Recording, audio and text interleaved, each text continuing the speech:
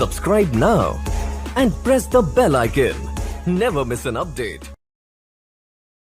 है यह आपको अनुच्छेद 56 में देखने को मिलेगा, term of office of the president. तो आपको पता है कि प्रेसिडेंट यानी राष्ट्रपति पद का कार्यकाल जो होता है वह 5 वर्ष होता है।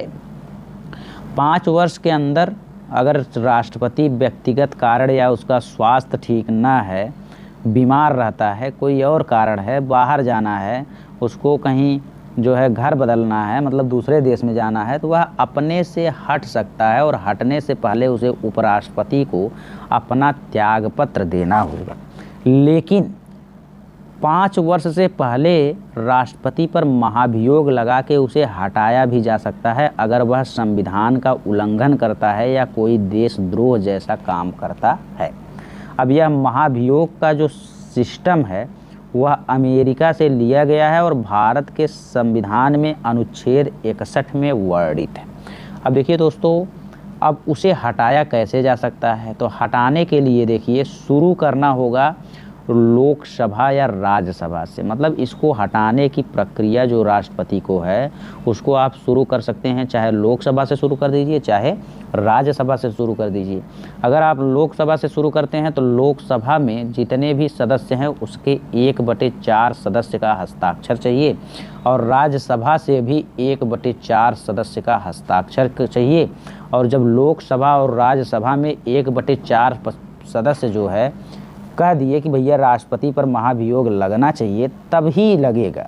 अगर 1/4 सदस्य कम है लोकसभा और राज्यसभा से तो कभी भी राष्ट्रपति को आप हटा नहीं सकते। लेकिन जब 1/4 सदस्य जो है टोटल सदस्य के लोकसभा और राज्यसभा के तैयार हो जाएंगे, तब यह मामला शुरू हो जाएगा कि भैया राष्ट्रपति को तो अब हटना ही हटना है। अब इसे पारित करना होगा लोकसभा तथा राज्यसभा प्रत्येक के 2/3 से। यानी मतलब ये तो 1/4 केवल दिखावा है कि 1/4 सदस्य अगर सिग्नेचर कर दे रहे हैं तो महाभियोग की प्रक्रिया शुरू हो जाएगी। लेकिन जब महाभियोग की प्रक्रिया पारित करना है तो संसद में जितने भी सांसद हैं, चाहे लोकसभा के हों चाहे राज्यसभा के हों, उन सांसदों का 2/3 भाग जब सिग्नेचर करेगा कि भैया अब इस राष्ट्रपति को हटा ही दिया जाए, तभी वह राष्ट्रपति हटेगा, उससे पहले नहीं हटेगा। ठीक है। अब इसका आधार भी तो कुछ होना चाहिए, नहीं तो भाई 1/4 जो है एकजुट होके ज़बरदस्ती कर देंगे, तो ऐसा नहीं होना चाहिए। इसका आधार होना चाहिए कि भैया राष्ट्रपति ने संविधान का उल्लंघन किया, कुछ देशद्रोह जैसा काम किया। और यह संविधान का उल्लंघन ऐसा नहीं है कि राज्यसभा और लोकसभा का सांसद कहते भैया इस संविधान को उल्लंघन करे हैं, नहीं नाते इनके हटाओ, ऐसा नहीं है। पहले यह मामला जाएगा सुप्रीम कोर्ट में और सुप्रीम कोर्ट का न्यायाधीश जांच करने के उपरांत अगर साबित हो जाता है कि हाँ इन्होंने संविधान का उल्लंघन किया, देश के साथ विश्वासघात किया, तभी जो है आप महाभियोग की प्रक्रिया ला सकते हैं। लेकिन राष्ट्रपति को हटाने से पहले उसको जानकारी देनी होगी और वह भी जानकारी देनी होगी कितने दिन पहले? 14 दिन पहले। इस प्रस्ताव की जानकारी राष्ट्रपति को 14 दिन पहले ज़रूर देनी है कि भैया आप पे हम लोग महाभियोग लगाने वाले हैं और आप जो है सुप्रीम कोर्ट के न्यायाधीश से मिल के आप देख लीजिए कि आप दोषी हैं कि नहीं, हम लोग तो आप पे महाभियोग लगाएंगे। अब देखिए, महाभियोग जो है संसद द्वारा चलाई जाने वाली एक अर्ध न्यायिक प्रक्रिया है। ये भी आपके लिए इम्पोर्टेंट क्वेश्चन है। अब देखिए, अनुच्छेद 56(1) के अनुसार राष्ट्रपति अपने 5 वर्ष की पदाधिवत की समाप्ति के बाद भी तब तक अपना पद धारण किए रहता है जब तक कि उसका उत्तराधिकारी यानी नया राष्ट्रपति अपना पद नहीं ग्रहण कर लेता। राष्ट्रपति जब उपराष्ट्रपति को अपना त्याग पत्र देता है तो उपराष्ट्रपति तत्काल इसकी सूचना लोकसभा के अध्यक्ष को देता है कि भैया जो है हमको राष्ट्रपति जी का त्याग पत्र मिला है।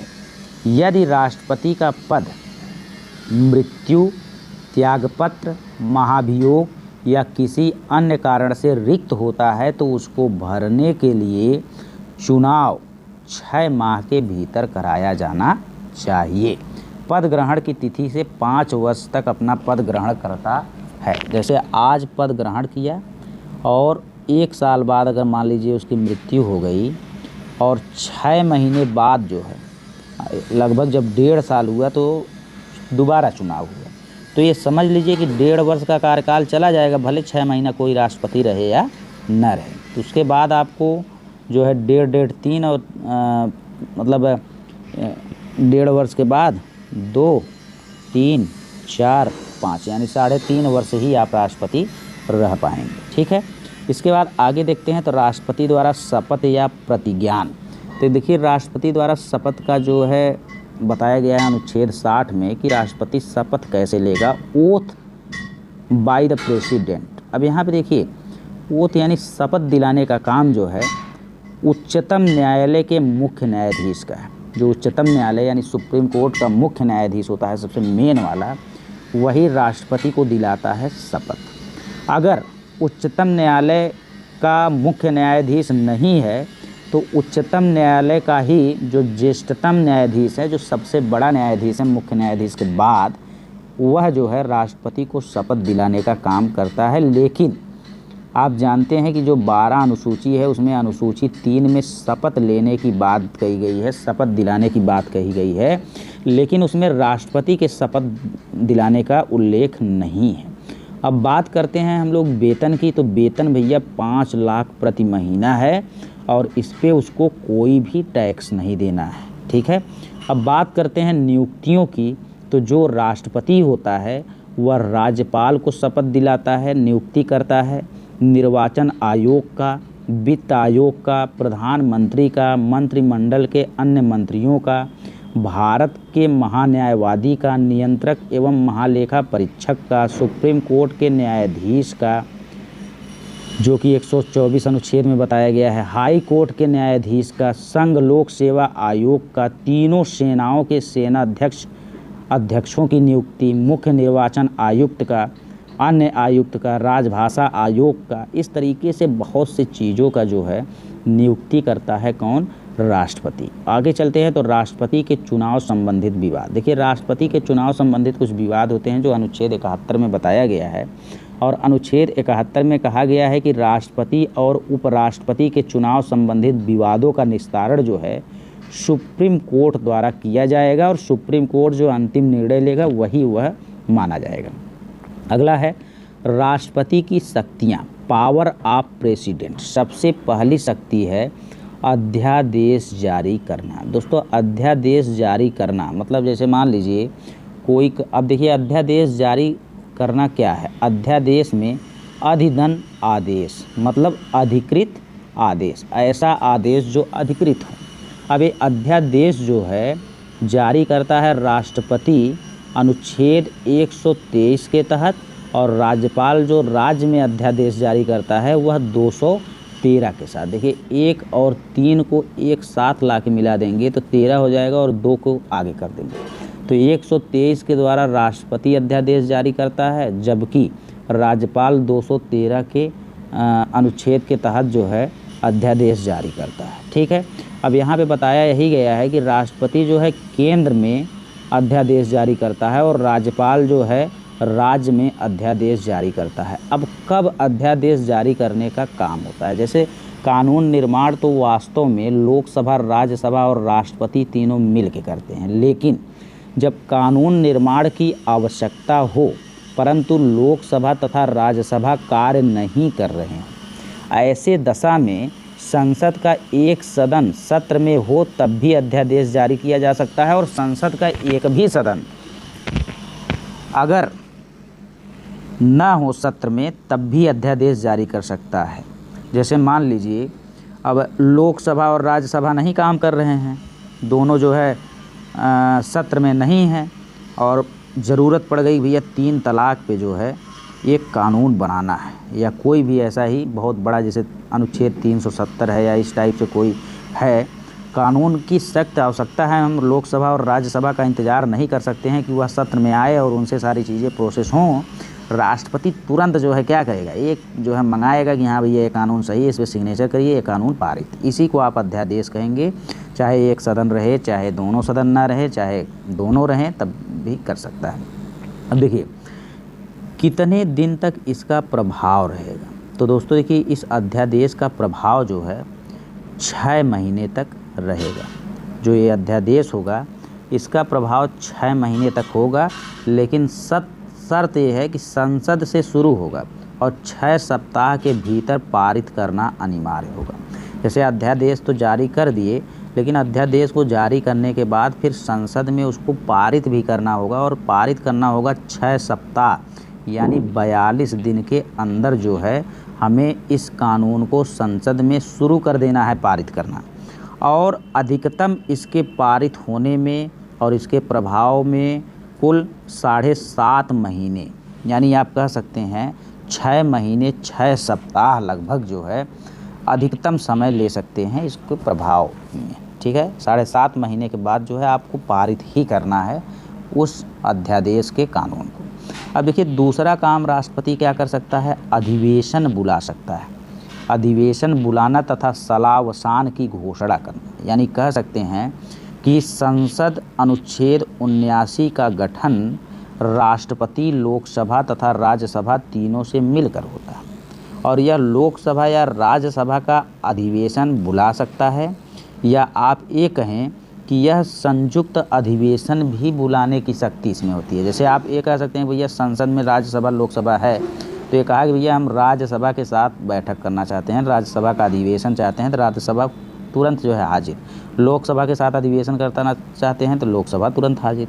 और इसके अलावा वो कह दिया कि लोकसभा और राज्यसभा हम दोनों को बुलाने का जो है कर रहे हैं, तो संयुक्त अधिवेशन बुलाने की भी शक्ति जो है राष्ट्रपति में होता है, जो अनुच्छेद 108 में लिखा गया है, और यह अनुच्छेद भी इम्पोर्टेंट है।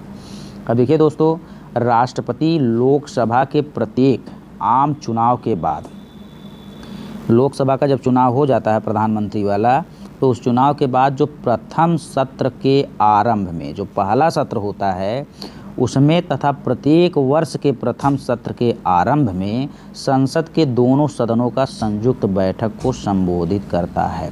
मतलब 2 समय, लोकसभा का चुनाव खत्म हो गया, तो लोकसभा का चुनाव खत्म होने के बाद जो पहला, यानी आप कह सकते हैं कि 5 साल अगर है, 1 साल 2 साल 3 साल 4 साल 5 साल, तो 5 साल में जो पहला अधिवेशन होता है वो संयुक्त अधिवेशन होता है, राष्ट्रपति इसको संशोधित करता है।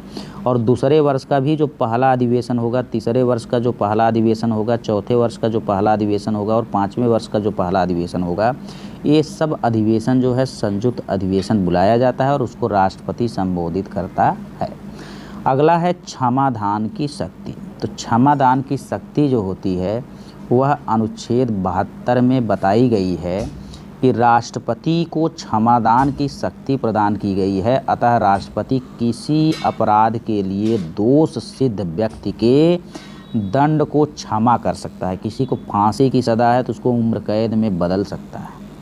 वह अपनी इस शक्ति का प्रयोग मंत्री परिषद की सलाह पर करता है, यानी प्रधानमंत्री अगर कहेगा तभी वह ऐसा कर सकता है, चाहे वो मृत्युदंड हो, चाहे सेनाध्यक्ष द्वारा दिए गए दंड हो, कोई भी हो, उसे क्षमा भी कर सकता है। अगला है परामर्श का अधिकार।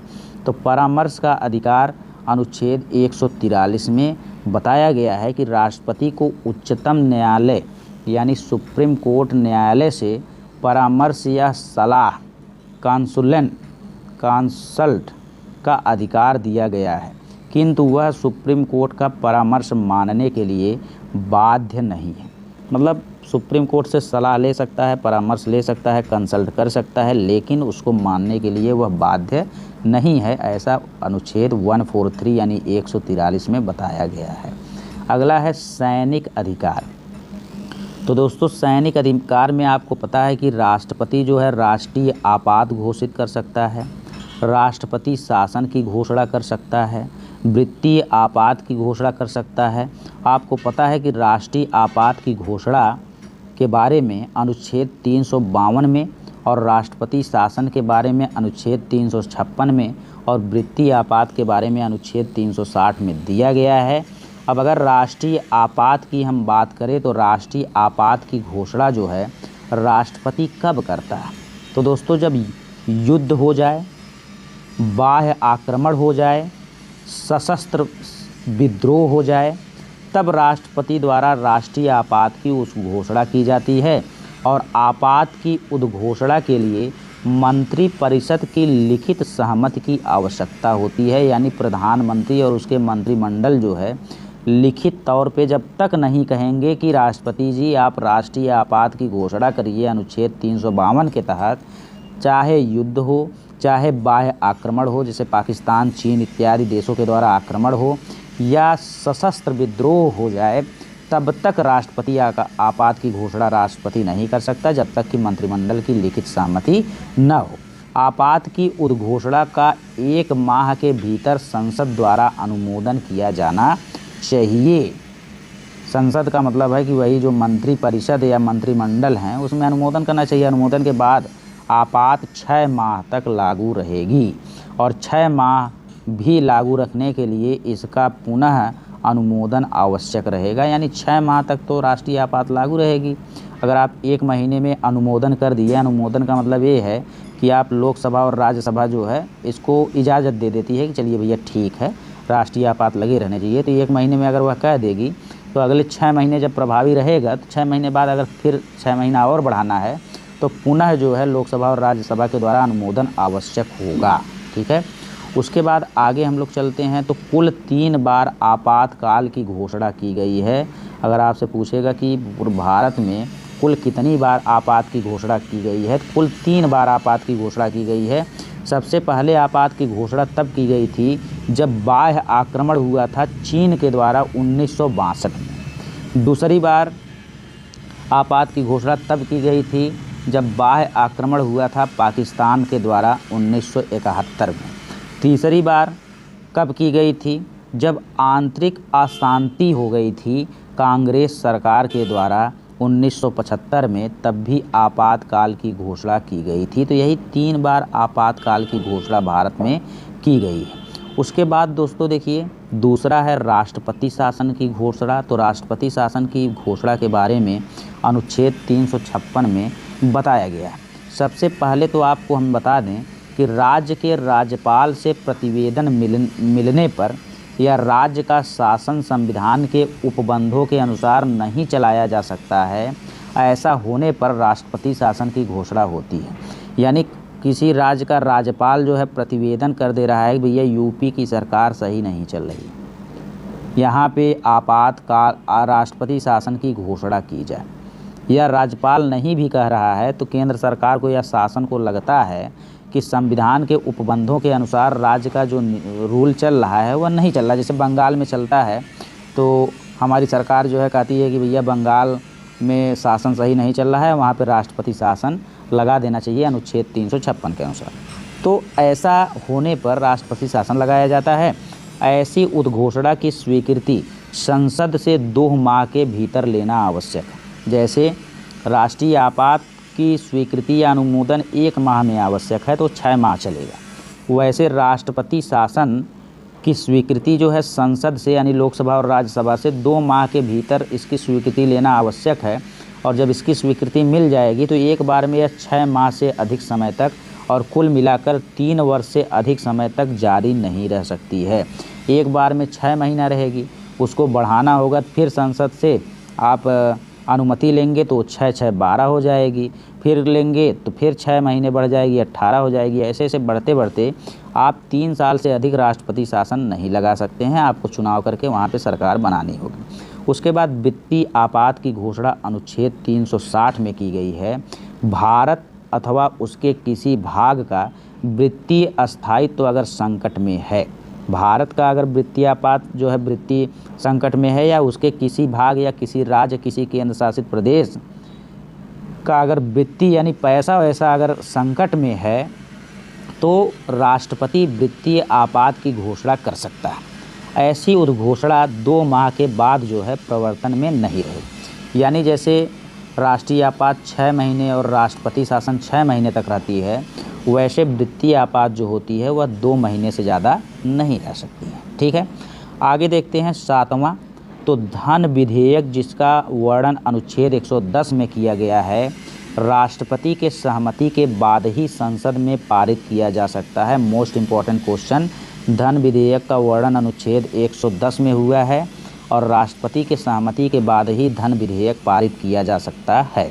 अब देखिए, धन विधेयक को अंतिम रूप से प्रभावित करने का काम लोकसभा अध्यक्ष करता है। मोस्ट इम्पॉर्टेंट क्वेश्चन कि राज्यसभा जो होता है, राज्यसभा जो है धन विधेयक में कोई काम नहीं कर सकता है। राज्यसभा इसे 14 दिन के लिए रोक सकता है, लेकिन 14 दिन बाद 15वें दिन ये अपने आप पारित हो जाएगा, क्योंकि यह सारा प्रोसेस जो है लोकसभा पर डिपेंड करता है। राज्यसभा इसको केवल 14 दिन के लिए रोक सकती है, अपना सलाह दे सकती है, लेकिन इसमें कोई हस्तक्षेप नहीं कर सकती है। ना ही संयुक्त अधिवेशन का प्रावधान इसमें है कि लोकसभा राज्यसभा एक साथ बैठ के बात कर लें, बल्कि इसमें जो है धन विधेयक को अंतिम रूप से पारित करने का काम लोकसभा अध्यक्ष करता है। मोस्ट इम्पॉर्टेंट क्वेश्चन है।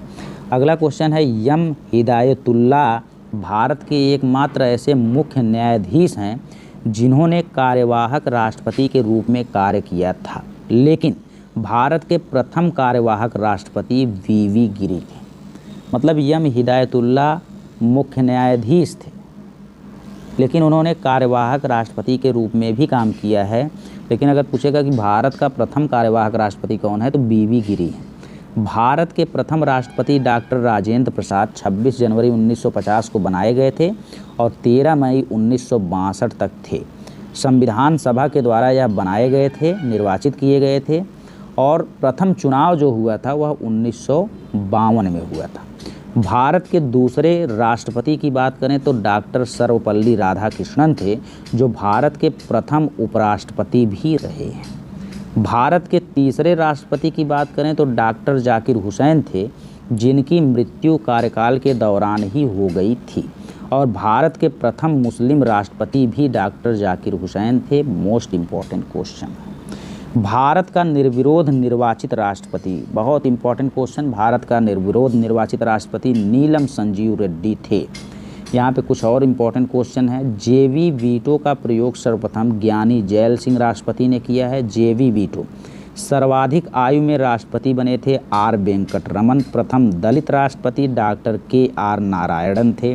मिसाइल वैज्ञानिक वाले राष्ट्रपति डॉक्टर ए.पी.जे. अब्दुल कलाम थे। कार्यकाल के दौरान मृत्यु वाले राष्ट्रपति डॉक्टर जाकिर हुसैन फ़खरुद्दीन अली अहमद थे। और भारत की प्रथम महिला राष्ट्रपति श्रीमती प्रतिभा सिंह देवी पाटिल थीं। अब देखिए दोस्तों, शपथ जो है, राष्ट्रपति को शपथ दिलाता है सुप्रीम कोर्ट का मुख्य न्यायाधीश, और उपराष्ट्रपति को शपथ दिलाता है राष्ट्रपति, और उपराष्ट्रपति राष्ट्रपति को ही अपना त्यागपत्र भी देता है, और राष्ट्रपति अपना त्यागपत्र उपराष्ट्रपति को देता है। और उपराष्ट्रपति एक ऐसा पद है जो अपने पद के लिए कोई वेतन नहीं लेता, बल्कि यह राज्यसभा अध्यक्ष के रूप में वेतन लेता है। भारत के प्रथम उपराष्ट्रपति डॉक्टर सर्वपल्ली राधाकृष्णन थे। तो दोस्तों देखिए, राष्ट्रपति का वीडियो पूरा ख़त्म हो गया। इसके बाद हम लोग नया चैप्टर शुरू करेंगे, भारत का उपराष्ट्रपति। धन्यवाद।